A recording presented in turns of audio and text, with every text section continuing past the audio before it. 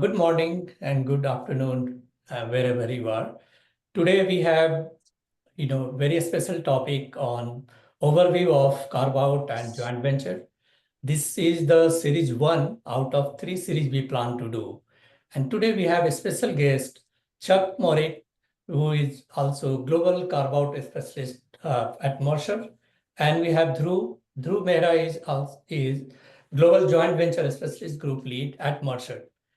So very interesting topic today. I would like guests to, give some background about your profile, and then we can get started.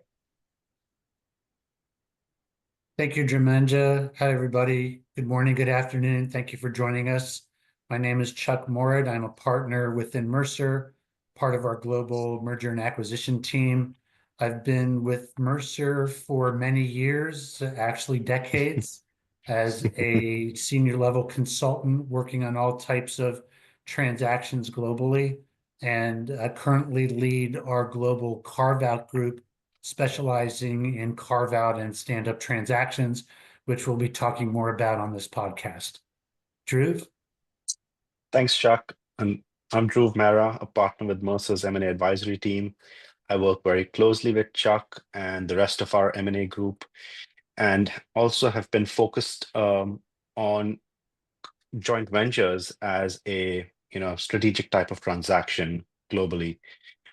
Like Chuck, I haven't been doing it for as long as Chuck, but probably a fair number of years as well.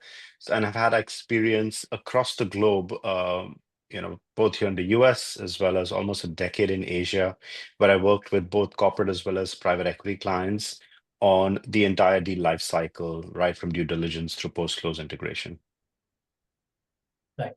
Thank you, Dhruv, and thank you, Chuck. So basically, we are very, fortunate to have both of you today. And one is carve-out specialist, another more focus on joint venture. So maybe I will start with Chuck today. So basically, I wanted to know what are the external drivers generating market demand for carve-out and joint venture. So maybe Chuck, if you can give some idea about carve-out, and then I go to Dhruv. Great. Thanks, Jermanja. Yes, if we think about the drivers for carve-out transactions, actually see a balance of what we'll call internal and external drivers. But the single biggest factor that both Dhruv and I are seeing for why organizations are entering in these kind of transactions actually start with a company's strategic evaluation of their business and their business strategy. And within the context of that strategic business evaluation, they're looking at external market demand, external economics, what customer demand might be for products and services. And so then as they go through that strategic review, taking into account those external factors, determining where they want to invest in their core businesses. And that's going to then lead them to say a certain segment of the business is core, but then maybe they want to disinvest in other areas of their business and therefore sell the business through a carve-out or enter into a transaction with might be a JV in nature. Dhruv, over to you a little bit more on that point of view to embellish on it. Yeah, and if you look at the macroeconomic environment over the last couple of years, since COVID, we've basically had a very high interest rate environment. That has essentially skyrocketed the cost of borrowing for both corporate as well as private equity clients. And people were expecting that, hopefully there's going to be a positive change. But I think the threat of tariffs today is, further causing some uncertainty because it seems like inflation's still going to stay high in the short term. And that's going to, prevent the Fed from reaching its 2% inflation target, which means we're probably going to have these higher rates of borrowing for a longer time, right? If you also look at the regulatory environment, it has been challenging. I think everybody here who's worked in M&A has kind of experienced it. The regulators have taken a much more aggressive view around antitrust. And that's certainly dampened the deal flow, if not like blocked many larger transactions, especially in the big tech space. So if you couple that and everything that Chuck spoke about in terms of the strategic portfolio review, as companies are looking at the areas for investment, you basically hear themes of around AI, digitization, cybersecurity, data centers. Mhm. There's two really interesting aspects of where they're looking to make investments. One is these are areas with scarcity in terms of talent, right? So it's hard to find these skill sets to develop or find organizations in the space. And the second is these are typically high investment infrastructure type projects, right? So in this environment, I think a joint venture can be a very attractive way of doing a deal because you share the risk and you share the cost, with partners, and you can essentially it's kind of share expertise as well between two organizations to develop some of these technologies. So I think this kind of macroeconomic environment and the strategic portfolio review is really making the environment ripe for deals like carve-outs and joint ventures. Okay. So Chuck, I just come to you. You have been using this term carve out, right? You give the basic carve out what happens. To set the level up, maybe could you spend few minutes just to describe what is carve out, what makes it so challenging, and strategically how it is, and operationally as well? Because we have been hearing carve out from you first time. We wanted to know, and this is the basic. This is the first episode now. Here we are trying to cover the basics of carve out and joint venture. So maybe if you can give some idea about the just basic about carve out. Sure. Thank you. Yeah, so when we think about carve-outs, the basic premise of a carve-out, and in fact, I'm going to use Tropicana's carve-out out of PepsiCo as an example.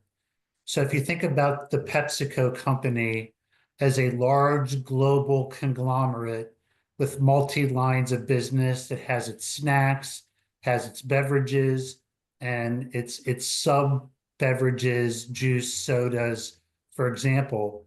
So you take a conglomerate organization, and so with PepsiCo, and actually even back to our earlier discussion about what are the factors, PepsiCo did a strategic review.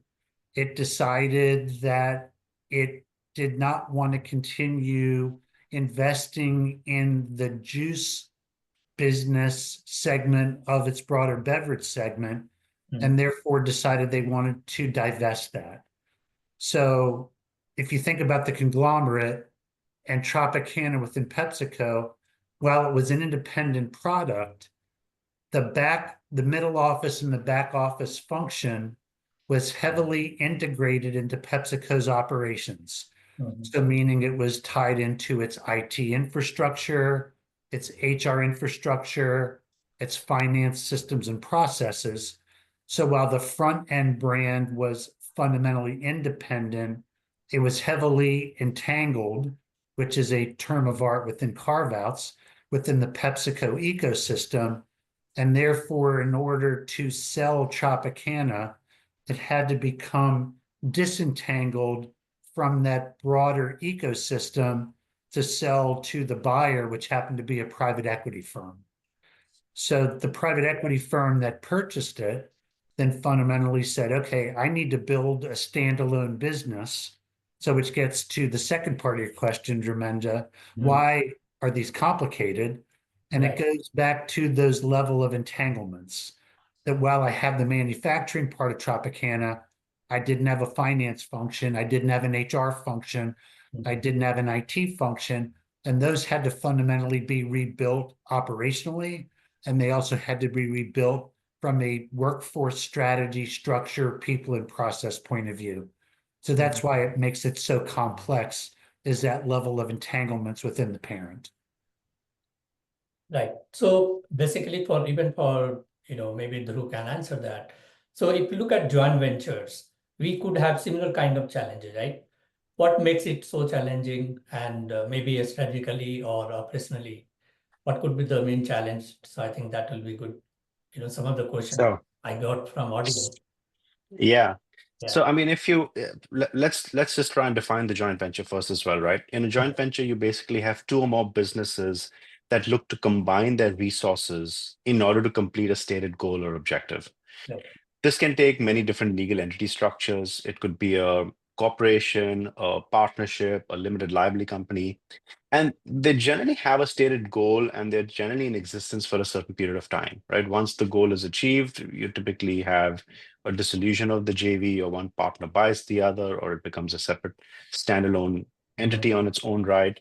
So, that's kind of like how JVs are formed, right? And if you look at the different structures of JVs, you could have a 50-50 JV, you could have JVs with three, four, five, partners. I recently worked on one where there was one 50% partner and eight other organizations that came to take a stake in the remaining 50%, right?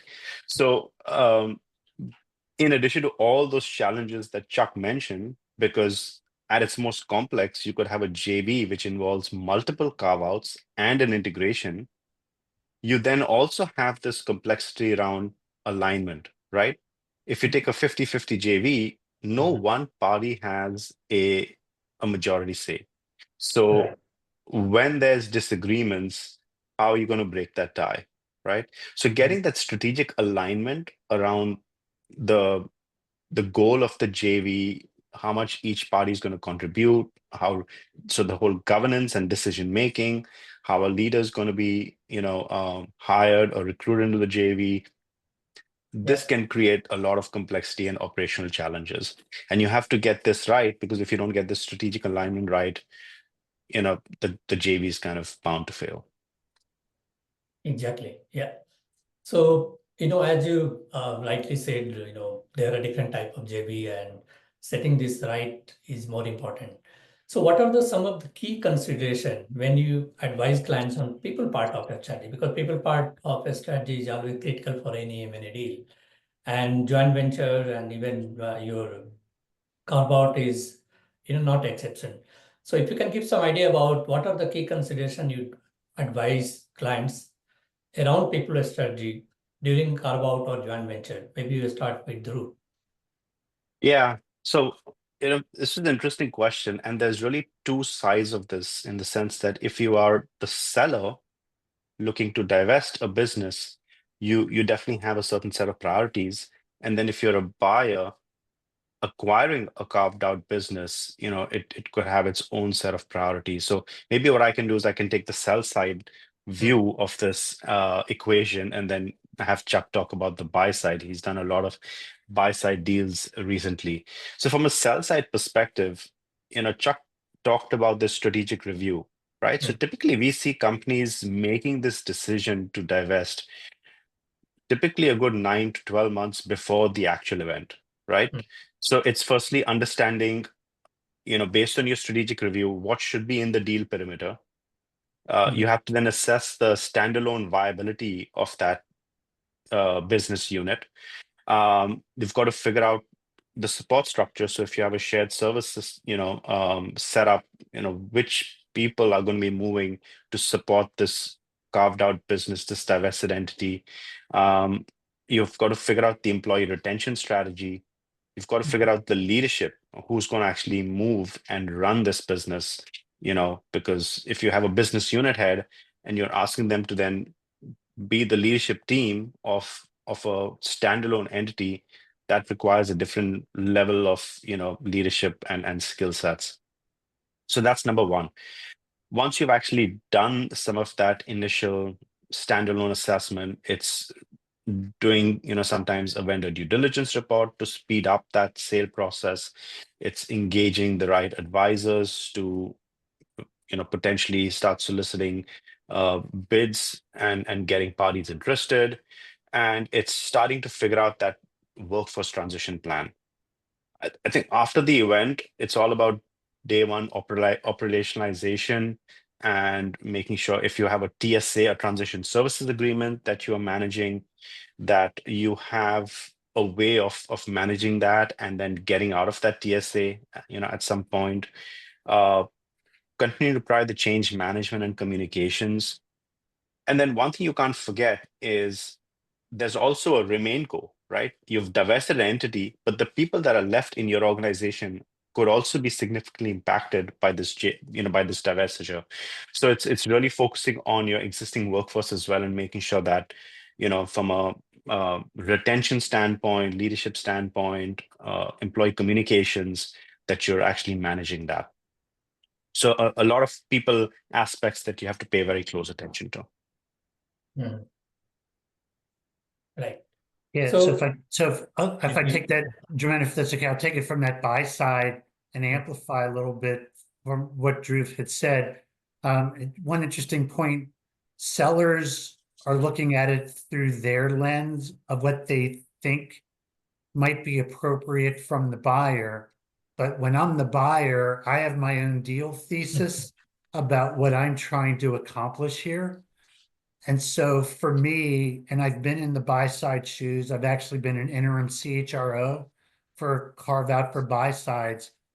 And the 2 or 3 things that are most important to me as a buyer, as a CHRO, getting a carve-out is going to be, one, do I in fact have the right leadership team from skill, capability to in fact run the business as I want to run it on a go-forward basis?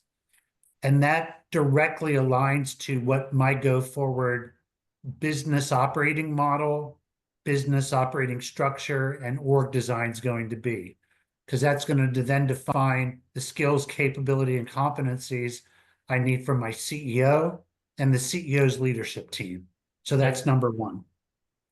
Number two is, do I have the right transition and engagement strategy for people being carved out from this massive conglomerate to a much smaller standalone company? Right. And so that's a significant transition for people. I'm going to make sure I have a very compelling, comprehensive, and effective communication and engagement strategy to facilitate that transition. Because another key guiding principle that I, as a leader, taking on a carve-out is going to be, it's what I'm going to call business continuity. So I want to ensure business continuity with my customers. I want to ensure business continuity with my workforce. And then the third thing is just going to call the basic blocking and tackling of the HR function. Do I have the right plans, programs, policies, procedures, and systems to ensure that business continuity? If I get those things right, I really stand a good chance of being successful in laying the effective groundwork for a successful transaction. Exactly. So I think, Chuck, you spoke about HR. How early the HR team should involve in carve-out and also maybe in joint venture? You can speak about, Chuck.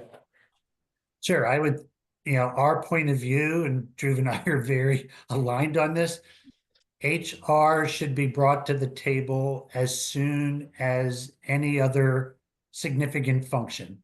So that at the same time, the finance team, the legal team is engaged, HR should be engaged. Because our point of view is that the HR diligence and the HR valuations are integral parts to operational due diligence as well as financial due diligence. So one example of why this is so important, I was just consulting to a private equity firm that just signed their deal. It hasn't signed the deal, hasn't closed yet, so I won't go into the names. It's a $1 billion deal, and the labor cost is also $1 billion because of the workforce. Yeah. So when we articulated that fact to the private equity owners and said the reason it's important that we start early is your cost of labor and the expense base for this business is almost as much as you're putting on the economic value here. So you need to make sure you get this right around people, plans, programs, policy, structure. So our point of view is as early as the other key critical business and financial functions. Yeah, absolutely. And it's very similar in the joint venture situation, right? I've recently completed work on two joint ventures as well. One, as I mentioned, you had, a 50% investor, and then you had 8 other partners. So we were primarily working with our client who was the 50% investor, and they were essentially carving out a group of employees from their business to start up this new venture. And while the headcounts were not large, that almost made the transaction even more challenging, because when you're trying to carve out small headcounts from a much larger population, there's so many more sort of hurdles that you have to jump through, right? How do you firstly convince employees to move from a very stable environment, and these were high tenured employees, into a startup environment? Do you have the right leadership to run a business in this environment? How are you going to incentivize? What kind of retention mechanisms are you going to provide?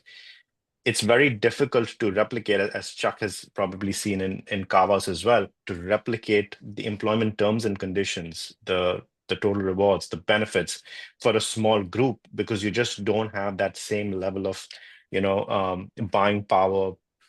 Vendors are not always willing to replicate the existing terms and conditions, and the entire HR infrastructure, looks quite different. You're not going to use a large system like SAP SuccessFactors or a Workday for a 200-person organization.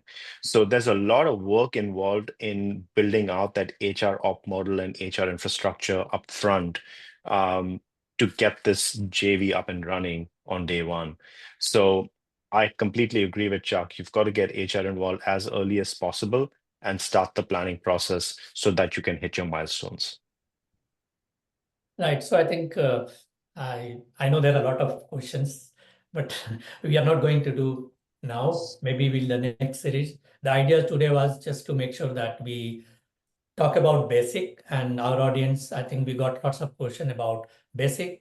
And then the next episode, I think we are going to talk extension of what we spoke about, more problem from the HR side, how, the Dhruv you spoke about current JB where we work, where 50% and there are 8 people part of making another 50.